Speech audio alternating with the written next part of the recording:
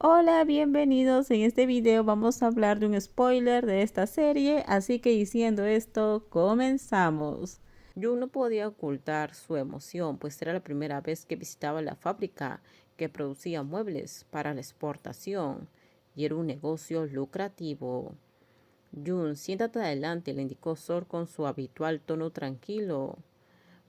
Pae y Ae se acomodaron atrás. Yu no tuvo más remedio que sentarse delante, convirtiéndose en la decoración de la persona molesta. Apróchate el cinturón, tengo que recordártelo cada vez, dijo Sor al ver a Jun distraído por la emoción. Está atascado, dijo Jun. Oye, no me rompas el auto. Tira despacio, ¿quieres? Quédate quieto, mejor yo lo hago, gruñó Sor. Enojado, extendió la mano para ajustar el cinturón de seguridad mientras Jung obedientemente se quedaba quieto como le habían indicado. Sor decidió aprovechar el momento, rozando ligeramente la mejilla de Jung con la punta de su nariz. Jung abrió los ojos de par en par sorprendido y miró nervioso hacia el asiento trasero, preocupado por sus amigos que hayan visto esa escena, pero estaban demasiado absortos en su teléfono como para darse cuenta. Sor sonrió para sí mismo, visiblemente complacido con su pequeña travesura. De repente se escuchó un bocinazo. Cuando Sor estaba a punto de irse, sonó la bocina de un auto que acababa de pasar, lo que lo obligó a detenerse. Por supuesto, era alguien a quien conocía muy bien. ¿Vas a ir a la fábrica, Sor?, preguntó Penny mientras aparcaba el auto y se acercaba. Echó un vistazo al interior y vio a los becarios sentados en el asiento. Parecía que la mujer guapa del Departamento de Negocios Internacionales estaba haciendo de niñera hoy. Sí, voy a ir. ¿Te importa si me uno?, preguntó. Y sin esperar respuesta, la mujer, segura de sí misma, se dirigió al asiento del copiloto. Yu miró a Sor y se desabrochó el cinturón de seguridad que acababa de abrochar. Salió del auto y se sentó en el asiento trasero con sus amigos. Estaba a punto de reunirme con una colega. Los documentos no están en regla, le explicó Penny a Sor, mientras los becarios se sentaban en silencio en la parte de atrás. Para ti, cómprale unas albóndigas a ese vendedor. Tengo mucha hambre, dijo Penny. Sor obedeció.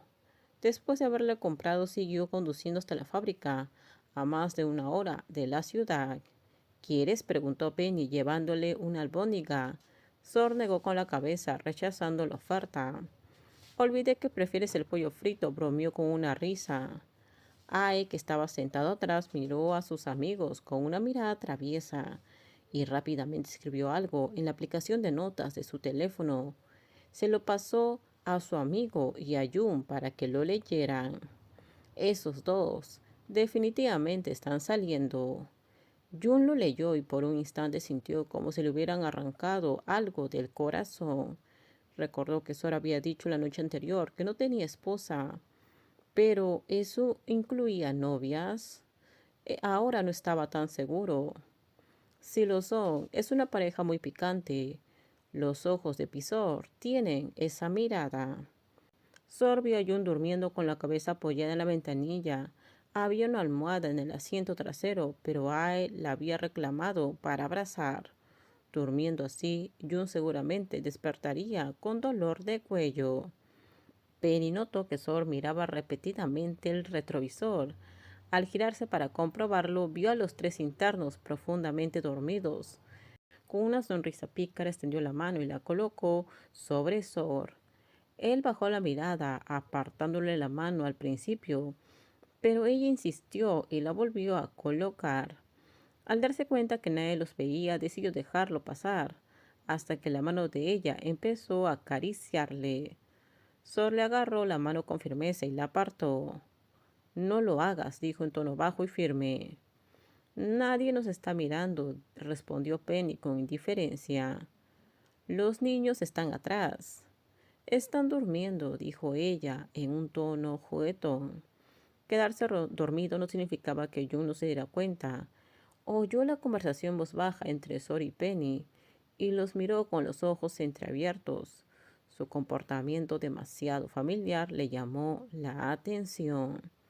En la oficina apenas hablaban y rara vez se cruzaban, probablemente porque trabajaban en departamentos diferentes.